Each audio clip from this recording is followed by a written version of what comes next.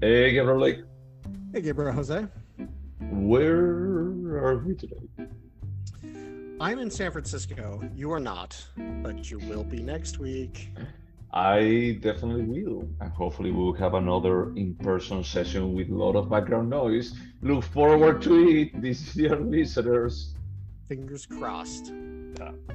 Uh, but meanwhile, how we have been killing, like this weight for seeing each other. Meanwhile, what? How we have been like just killing the time until we can see each other and record face to face. What did we watch this time? And I've just been sitting at home watching movies, endless movies. Okay, I was asking more like from a perspective, just trying to connect into what have we watched. Sure. So this was my pick. I picked the 2005 or 2006 film. I see both dates all over. Okay. Film by Neil Marshall called The Descent. Oh my God. Why did you pick The Descent? Was it because it was based on a really good book? No, it wasn't. As far as I'm aware, it's not based on a book. But I honestly don't remember why I picked this. We have a pretty extensive to be watched list in a Google spreadsheet. This has been on that list forever. We've spoken about this film a million times, and I felt like maybe it was just time to watch it, I guess. So no real reason, not connecting with any other movie that we have been watching or anything? So we picked these movies weeks in advance, and I remember picking this after we watched 12 Monkeys. For the life of me, I can't imagine why 12 Monkeys would have made me think about The Descent, so we're just going to say this was a random pick. I don't know. No, that's fair. And this was a pick, I guess, that I had to summarize it. I watched this a couple of times, so I'm not going to be like spending too much time summarizing it. Well, there's not much to the story, so... Correct. I didn't want to say that, but the story opens with a group of very, I wouldn't say like preppy, but I mean like upbeat and active women, like straight away from an Under Armour commercial, and they're like just going down some rapids, while the husband and the daughter of one of them are like just seeing from away about like, oh my God, they're having such fun. Then it cuts into what is the name of the girl? It's Alex, the main girl. Sarah's Sarah. name. Yeah. Sarah's that is like the wife and the mother for these two other individuals that we see. They go away in a car, they have an accident, and they die like this, impaled.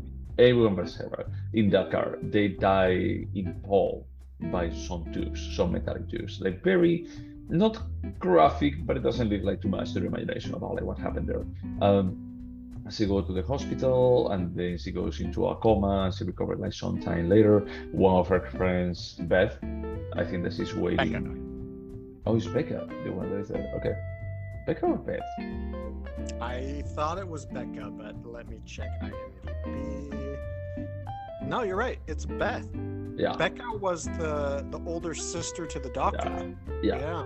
Okay, so Beth. Yeah. It's a brunette. Beth, Juno, and Sarah, they look like they're like pretty close to each other.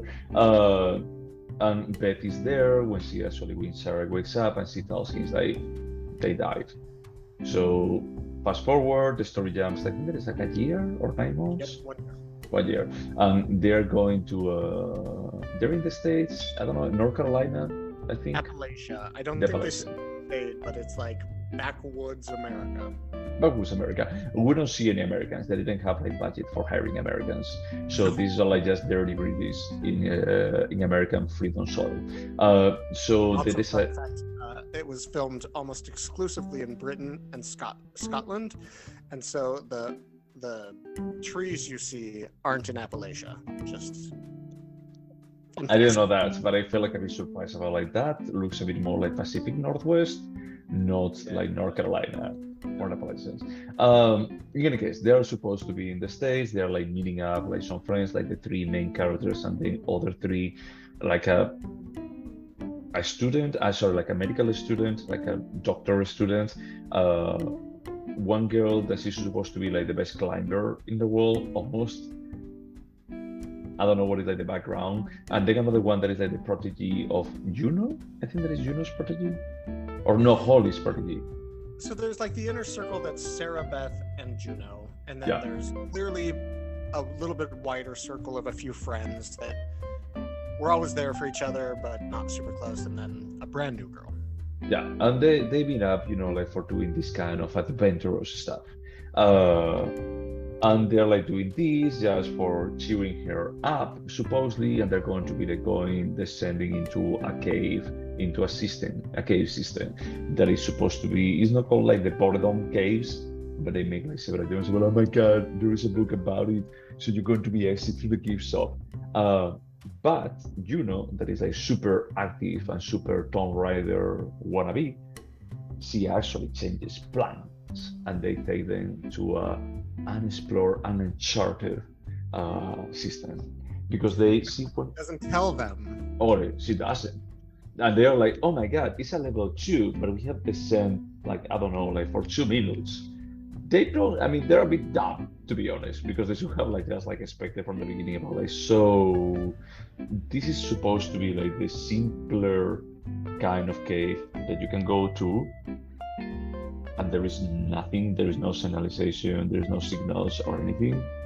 But they just go, they just roll with it, and stuff happens. Like I say, they lose some of the on the equipment that they have, and then Also, I suddenly. just want to call out that several of them are like super nerds about their adventure, and they studied the tour guides and the books, and they're like, this cave doesn't sound anything, or doesn't look anything like the one I read about. Yeah.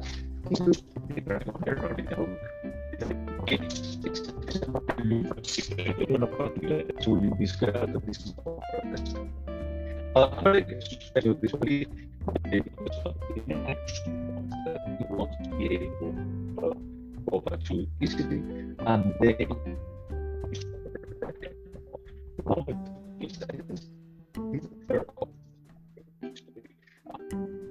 there is everything already. I don't remember what it is, the boats, everything. It's really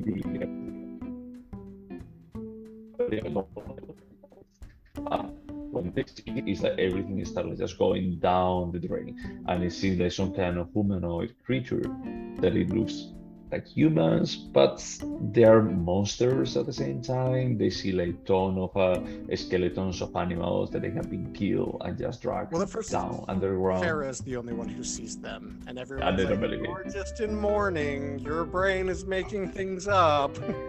So I actually have a quote about this movie that I'm going to be like keeping for posterity. That is like, when something bad happens to you, I'm going to say it's like, don't worry, the worst that could happen to you has already happened, so everything's going to be fine.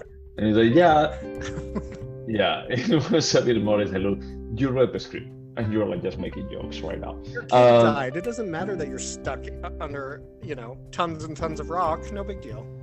It's not going to be worse than just having like your husband and your daughter like just being impaled by a tube of metal. But when they see it, they disregard. They're about like, oh no, you're hallucinating. You were not ready for doing this.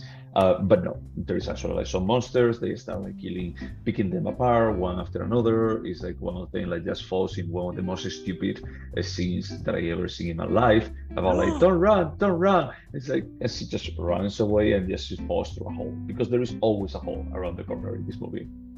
But what you forgot is that as they're preparing to go into the cave, the med student lists out all of the symptoms you can get from being in the cave.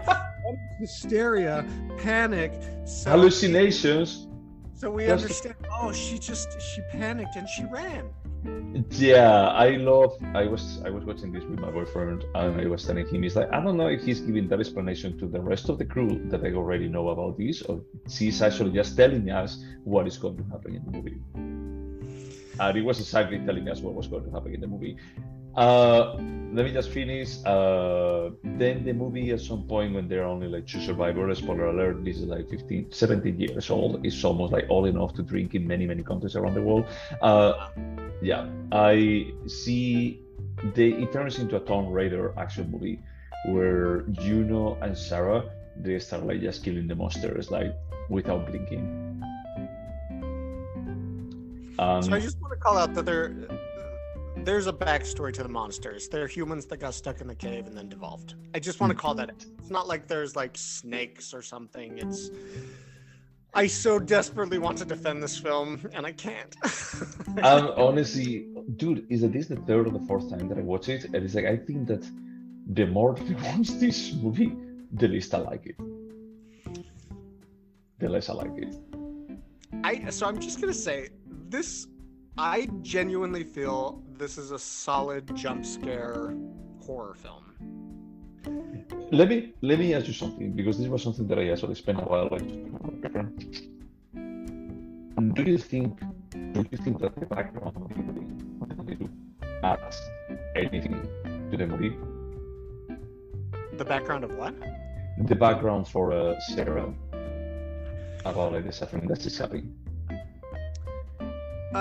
Well, I think obviously it's very important to this scene. We're just gonna give spoilers here. Nobody saw this film and it's 17 years old. So when she breaks Juno's leg at the end to escape, obviously that was very important. I do think that it set things up because as ridiculous as this sounds, the descent is metaphorical for her having to descend into the depths of betrayal, human emotions, loss, and that's what we're supposed to experience is Sarah's journey through this. So yes, it sets it up. And also, the most powerful and effective scene, in my opinion, in this film is that opening scene where the husband and kid dies. Yeah, that's the most scary part of all of it. But albeit I see the metaphorical aspect that you described, do you think there is a seed in just using that descent as a way of descending into the madness that is like just losing your loving ones and not being to grieve properly? Because holy shit, after a year about like just the most traumatic event that anyone can have going into descending a cave, it's insane. So 2005 Blake says, yes, this is a great film. 2022 Blake is like, this is kind of not very good. No, and the thing is, I had the feeling that when it was released in 2005, most of the horror movies were like just face value. Is that everyone that was on the screen was like just an archetype to get killed. Or maybe survive, you know. So it was about like just making bets around them. But if you even think this 2005, Cabin in the Woods is 2011, and they actually play with that quite a bit. Yeah, I think in terms of being a product of its age, it had a lot of things going for it. For one, it was a very, very cheap indie film. Two, in 2005, there were not that many all-female casts, let alone in horror films. But does it stand the test of time? Absolutely not. I could have written the script better. Some of the one-liners are just like, oh dear God. I love that they made that the reference about like Tomb Raider, and it's like, dude, this is the Bobby into Tomb Raider movie. And what you were saying about like the creatures are more than what they look is like true, but the movie doesn't give a shit about it. What they care about is about like just seeing women in tight clothes fighting the monsters. I'm not saying that they are over sexualized. I don't think that they're really not. They're really not, but they are all like really pretty and really way insane. That's true. And Holly was the biggest bull dyke I've ever seen, and they don't even address it. It's like, come on, talk about this. Honestly, I really, really, really wanted there to be more to this film, but no, it's not. It's entertaining as fuck. I'll say that. Is it a good film? No. I honestly, I see your point, but at the same time, I could say it takes a really long time until something happens. And I will say that, like, I'm very pretentious about music today as 38-year-old Blake. But shitty music that I liked as a kid gets grandfathered in. So do I listen to Spice Girls occasionally? Yes. I'm worried that my love of this film from when I was 20 and I saw this, I'm like, can I objectively judge this film? Because what I saw yesterday, no. And the first time that I watched this movie probably was like 34 or 35. I was watching it with. Yeah. It was after I met you because I was watching it with my ex, and we both liked it. We felt it's like, oh, it's good that they're trying to develop like the characters. Now I had to say that first opening scene where they're on the rapids and they push Juno off the boat, and then you are supposed to infer that there is an affair. It has the same subtlety than just throwing a stone to someone's eyes. And I don't know if you paid attention to, until they go into the cave, there's this absurd amount of girl laughter where they're just giggling all the time, like for no reason. They're just like, look, we're having a good time as girlfriends. And they're like, they're just missing drinking rosé all the time. Even when they're going down, even in the cave, they should be like just wearing like caps and rosé with them, because it felt like, look, this is a guy that wrote this. It's like they can be adventurous and not being like this stereotypical. There's a scene, so when they descend into the cave, it's like a giant well. They have to drop down 200, 300 feet, and then they have to squeeze through this tiny little opening in the floor there. Yeah. But in the first descent where they go down to the bottom, there's this scene where Juno just spreads her arms out and stands under this water that's dripping, and I don't think she spins, but she should have been spinning, and you spear and Hashtag bless. I had the feeling, sorry, I think that is that maybe this movie, if you watch it in 2005, all of these things haven't become like worldwide stereotypes. But so maybe it was like new and fresh. Ahead of its time. Ahead of the basic white bitch stereotype. The other thing is that they could be like just wearing Axe. The body spray? No, Axe. Ux. Oh. Or wearing, if it's not rosé, like pumpkin spice lattes. I have to say that I just recently saw, I don't know if it's The Fall or Fall. It's a movie that's in theaters right now about two girls that climb to the top of a tower and they get stuck. The two films are remarkably similar in terms of plot. Like they get into this dangerous spot and then they find out one of the friends is cheating with a husband, and I was like, oh God, these tropes just keep going and going and going. The thing is, what is the Belcher test? Is that the one where they're like, are two women on screen and do they discuss anything that isn't men? Yeah, and it's true. It's like in this case, they don't describe men or they don't talk too much about men, but still, like the core conflict at the core of this movie is about a man. It's about someone who was unfaithful with someone else of the group.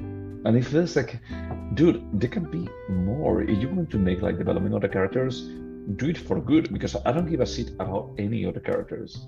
Even like the main woman, like Sarah, I didn't get like too much invested in her on this time. I knew where this was going. That is like you're going to be like, turning into a psychopath Tomb Raider, but she's the only one that had any sort of character development at all, and it's not that interesting. Besides that traumatic scene, for me, it's fairly compelling. They don't bother with anybody else besides they mention that Holly does base jumping, and one of them is a med student, which is clearly just meant to be she's going to be the doctor of the movie when people get hurt. Also, because she's studying medicine and they kill one of the crawlers, the monsters are called crawlers. They're like, tell us about it. Like, well, they've perfectly evolved to live down here and they clearly hunt using sound. And you're like, did they teach you that in second year med school? Is that like part of your expertise? Is like, does the screenplay writer actually know the differentiation between like medicine and veterinary? Oh God, I'm so sad because I remember this film being good and it's not. But honestly, I'm not disagreeing with you. Is that this is the third or the fourth time that I watched it? I was fine with watching it. When you even suggested it, I was like curious about like to see how it is, because it has been like at least 4 years since the last time that I watched it. It didn't age well. I already wrote my score. Don't check it out. I'm so curious. I don't know how I'm gonna do this, so It's fine. Should we go over the questions, or is there anything that we can to pull apart from this movie? No, I mean, I'll just say one more time. I still feel like this is entertaining, especially if you haven't seen it yet. Like, this will be a fun 90-minute horror film to watch with friends. It will. So, my boyfriend had never watched it before, and I think that this is a product of his time. So, because he was saying that, so what was the point of that? And what was... So, how old is your boyfriend? I just want to understand how old he was in 2005. I'm not going to be like talking about like how old my boyfriend is. I'm sorry, Okay, but he's younger than me. Younger than us. Yeah. So I'm just saying, in 2005 when this came out, I was 20. So that's a fairly like important time of my life where I was. Oh, but what I'm saying is like he didn't watch it at that time. You know, he's watching it now, and he's trying to just connect from the perspective that, hey, this is horror. You actually spent like 40 minutes or 50 minutes like just building up towards this horror. How is this paying off? How is this important? How is this actually just meaningful to the story that I'm seeing? Is that, oh, it's not. It's only for just justifying that, spoiler alert, one of them stabs someone else on the knee. I can see where he's coming from. I don't feel like that's a valid argument because. That was my argument. It was not his. He didn't actually just come to the conclusion. Because, like, if we watch The Conjuring, it's a scary movie. There's no point. There doesn't have to be a point to horror film. It's true. There is no point and there is no character development, but it doesn't try to make character development. Yeah, it doesn't even try. It doesn't attempt. It does it, but it's that the thing it actually just set up like good ambience to the movie, and the scares actually work. But it's not because of the characters; it's because of how well made those scares are. I will say that I do find it very effective that the crawlers that basically look like slightly deformed humans with no melatonin because they've been in a cave forever. Whenever the crawlers are on the screen, they play the film itself at 1.5 times speed, so they move in this very like supernatural, like it's very quick. Oh yeah. And I still feel like that was a very effective, like, oh, there's something creepy about this. That's you know when Juno is left behind and she's facing like 5 or 6 of them and they're like showing up and it's like very poor CGI. Well, that was all the points that I felt is like, yeah, your special effects are based on just playing that trick, because when you have to just display them at the same time with the humans, this rigs. So I did a lot of research into this film when it came out because I liked it so much, and apparently it was filmed on absolutely no budget, and so all of the caves are one set and they just constantly move the pieces around. So there's a scene where they kind of have to go underwater through a hole in the rock. That's just a bathtub that they're like squeezing under beneath the set. So I do want to call out, with no budget, what they're able to achieve is fairly impressive in terms of setting, because you do feel like they're in caves. I'm just desperately trying to find. Dude, I don't agree with that. It's super obvious that they're in a set, like extremely obvious. Oh yes. I mean, just think about like the horizontality that they actually display in many of those scenes. When they're open, it's super open, and then they just come to another scene when they just take the camera and they just put it against a wall, like pretty close by, for just Let me like ask the you a narrowness. specific example. So at some point they have to cross a chasm where they have to like climb across the roof to get to the next hole. I remember that they tried to cross it a second time, and it's the same chasm. And they also like someone falls through a hole, and then there is another hole that it looks exactly the same. And you don't feel like that was? I felt like that was realistic. I respect if you don't feel it was, but I was like, this looks like a cave. God damn it! Let me just tell you, it was my memory. It was more realistic in The Cube.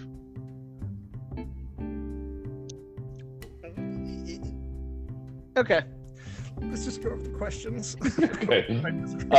Would you watch it again? Yes. I'm going to go with no. Honestly, it's that this was like the third time that I watched it, and I feel like every single time that I watch it, I get less enjoyment out of watching it. So it's not that the next time is going to be like terrible. I can still watch it if it's playing somewhere, but I'm not going to be like going out of my way to watch it one more time. I do think it's important to mention, and we haven't mentioned it yet, the film has two endings. The ending they released the film with in America, and the ending they released in the UK.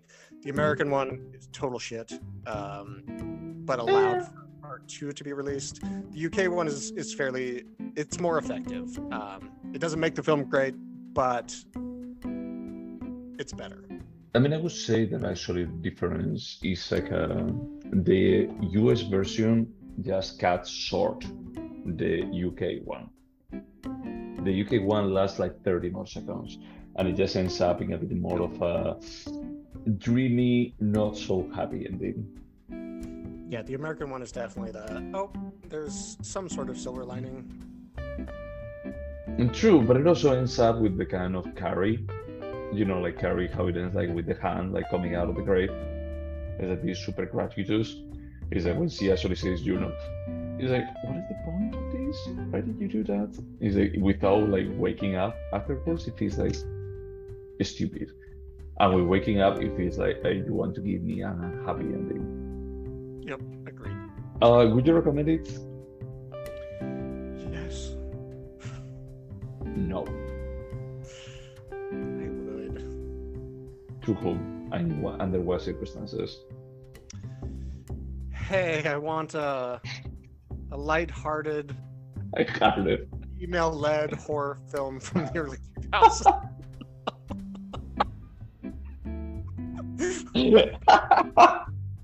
Boy, do I have the film for you. I have one film, and you're going to maybe like it.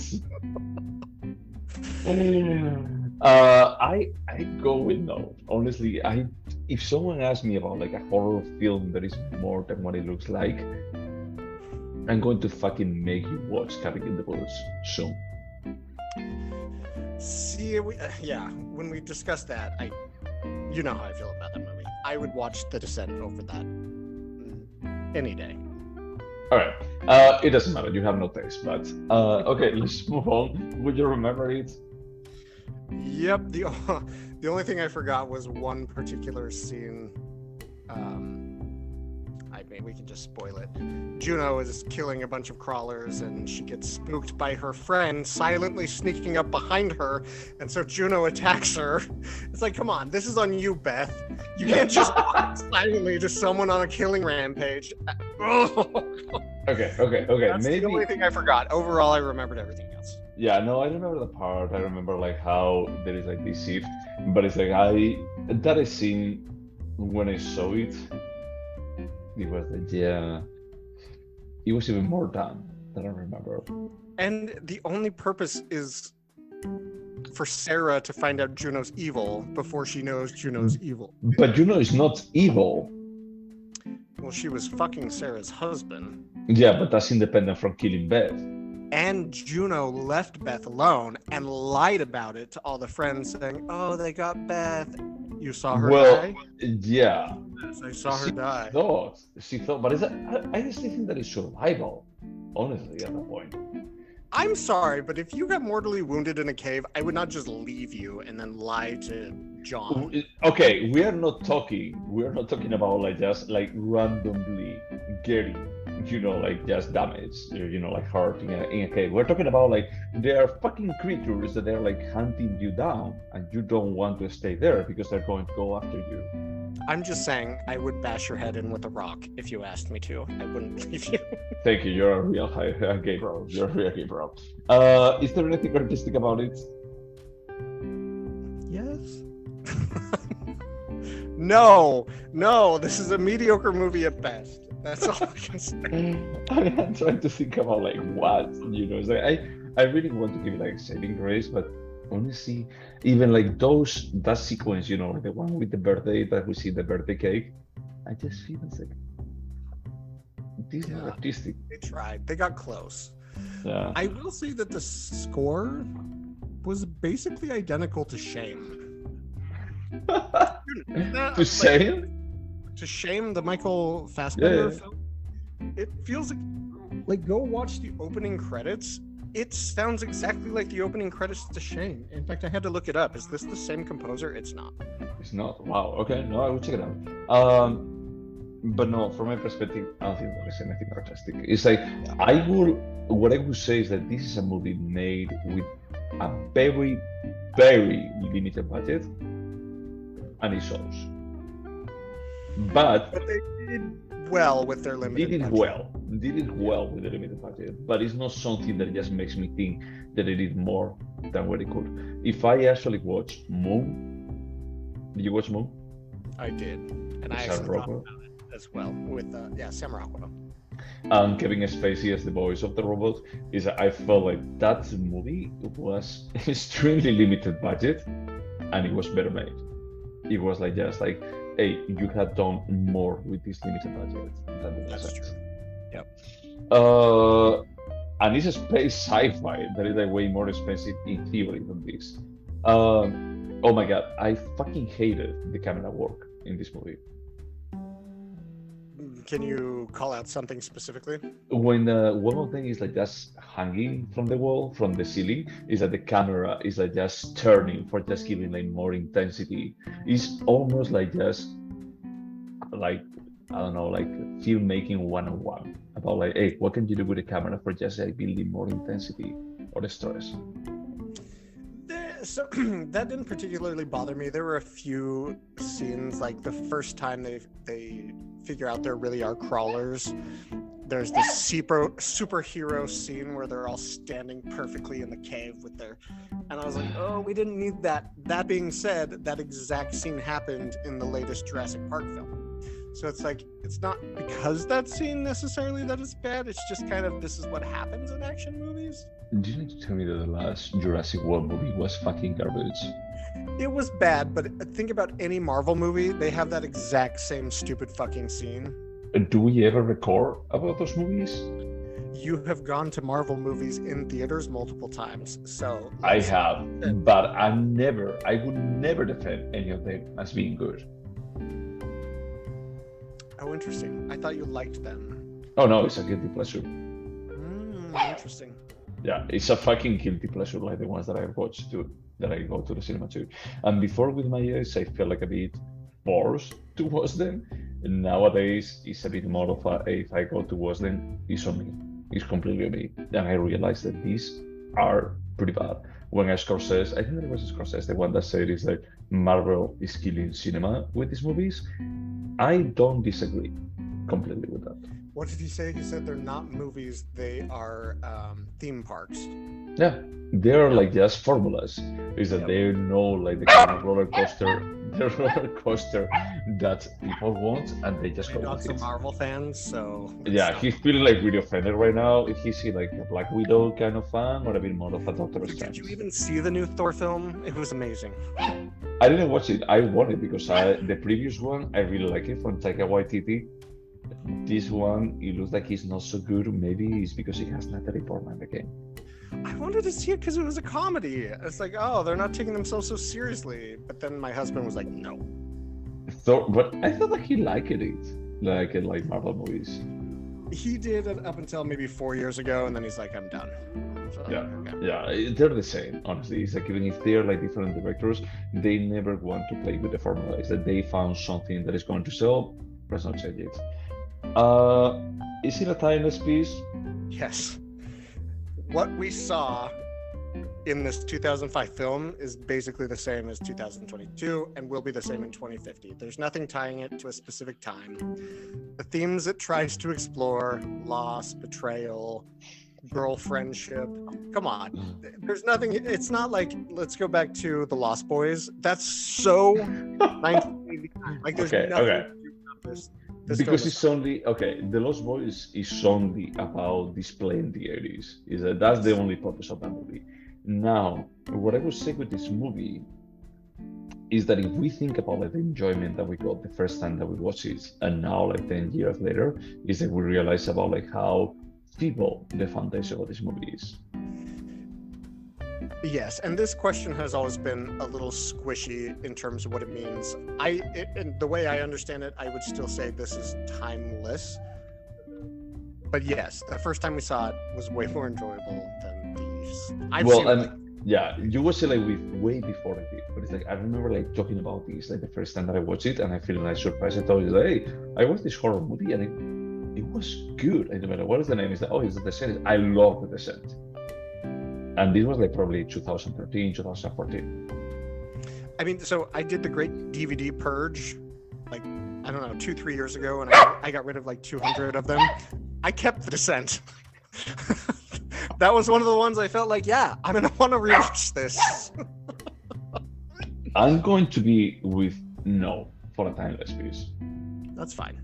Yeah, I mean, it's not that the topics are not timeless, is that there is something that it just makes me feel that this was very of a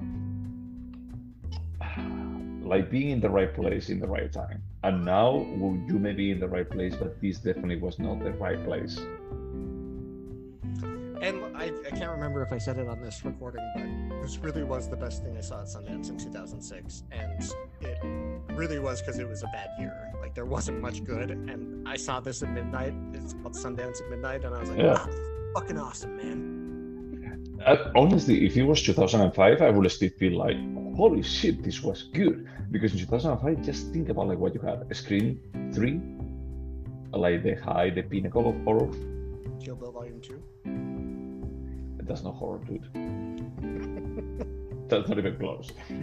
Would you turn this into a TV show? The answer is no, but I did find myself curious about, so the girls, the women, they find climbing gear that's 100 years old. And I was like, I want to hear about, you know, the pioneers that came into this cave 100 years ago. Tell me about them. But no, I would not turn this into a TV show. Yeah, I wouldn't turn it either. This has been, it was 90 minutes. I think that is the runtime was good. Yeah, it shouldn't have been any longer. In fact, there were a few scenes that I was like, it's not too long, but this scene could have been shorter. Yep. Could this have been a short? Yeah, they could have cut out. Yeah, I mean, leading up to going into the cave, and then tons of the cave stuff. Yes, this could have Yep. been. It would need to be like 15-20 minutes, but yes, it could be a short. well, we think that a short, according to the classic definition, is below 1 hour. Okay, yeah, so it could definitely be short. This could have definitely been shorter than an hour. Do you think this movie could have been better? And why? So the thing that stands out to me is the dialogue. Like, some of these one-liners, man, I was like, are you kidding me? Like, there were just like consistency issues. Like, they were supposed to be adrenaline junkies, always doing crazy shit, but then they were studying about what it means to cave and the risks, and it was just so much of it was like, this doesn't make sense. So I'm just gonna call it the script writing. Yeah, I agree with you. I think that you actually nailed it in the head. It's a bit more, for me, it would be a bit more about like, hey, develop all the characters or don't develop anyone. And if you're going to be like, developing any of the characters, develop them properly. Give me a bit more about like why Sarah actually misses her husband. What was special about him? We need a little bit more information about what happened with Juno and the husband, because Don't you feel like actually when the husband is like just drying her up, is like, oh my god, you are wet after going down the rapids. Let me just dry you. That's not like enough background for you? no, it's not. Like, I want to know more. Like, I'm sure Juno regretted it. You never like are happy about hurting a friend, and maybe she really loved the guy. There's gray area there. There's something to make Juno more interesting than just the evil bitch. No, going back to the one-liners that I find amazingly terrible in this movie, I would say like one that Juno gives that is like, we all lost something on that car cross. Foreshadowing. Yeah. So honestly, the characters are what? That's another thing that it shares with The Fall, is that one of the girls at the top Fall. of the That is serious with fall, not with the fall.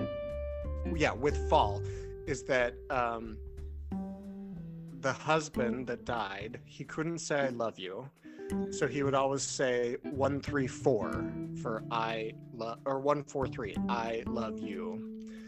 And then at the top of the tower, the other girl has to take off her shoe, and she has a tattoo that says 143, and that's how she finds out she was cheating, which is the same ridiculous plot device they use in this stupid film. With the pendant. Say the stupid saying every day, and then Juno had that saying on her necklace, and I was like, "Are you fucking kidding me?" It's bad. The screenplay is bad. Let's just leave it there. Okay, man. So these are all the questions. I'm going to be asking you like pretty quickly about a question about a movie, if you remember it. And then we're going to be like scoring. But I really need to have dinner. So what do you remember about Volver? About what? Volver, the Almodovar movie. We watched this recently. Yeah, not too long ago. Holy God. And you watched it like twice. This was not the first time that you watched it. It was not. I saw it in theaters, and then I saw it within the last, 6 months, maybe 4 months. Penelope Cruz's mom pretends to be dead, and Penelope Cruz thinks she's a spirit, and then she sees her mom, and she's like, I thought you were dead. That's all I got. So you don't remember that Penelope Cruz's husband is abusive and she actually kills him accidentally, and she actually stabs him in a fridge in a restaurant that she actually just takes over. Oh, that's right, because she's like starting a catering business while the owner of the restaurant is out of town. She's like, can I use your facilities? And she kills him, puts him in the storage. Yeah, no, that's just a film I don't like and I never wanted to remember. What the fuck, dude? It's so amazing. You give it an 8. I had the feeling that you had the feeling that you don't like it, but then when you watch it, you do appreciate it. I think you're probably right, but in terms of like, will you remember this film? Clearly the answer is no. Let's go. Let me just check. Would you remember it? Or you say yes? I lied. Clearly, you lied to my face, dude. Should we actually score in a sense? Yes. This was your pick, so I'm going to be like scoring it first. It hurts me because it hurts like the Jose from almost 10 years ago when I watched it the first time. But I'm going to go with a 5.5. Oh, I'm going to give it a 6. Okay. I mean, this is just slightly better than an average film, and probably that extra point is because I remember it being good, but it's still enjoyable for me to watch. Was it enjoyable for me to watch? I mean, I didn't suffer while I was watching it. The only thing that I suffered, it was a bit more of my judgmental side, just looking at my old self and just thinking, what the fuck were you thinking for thinking that this was a good movie? Yeah, I had the same experience. I was like, this can't be this not good. It was not good. Yeah, it wasn't what we remember. It wasn't like this kind of deep, emotional, human horror film. It's like, no. Especially when they push Juno off the raft, and then the husband is like just trying her. It's like, dude, there is nothing fucking subtle about this movie. Is that the only thing that differentiates you from the horror movies of 2005 is like so on your face that it feels a parody.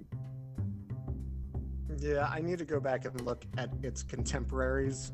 Maybe it's better than them, but I can't imagine. There has to be better horror movies that came out. Well, just think for a second. It's like horror in the last 10 years has been elevated.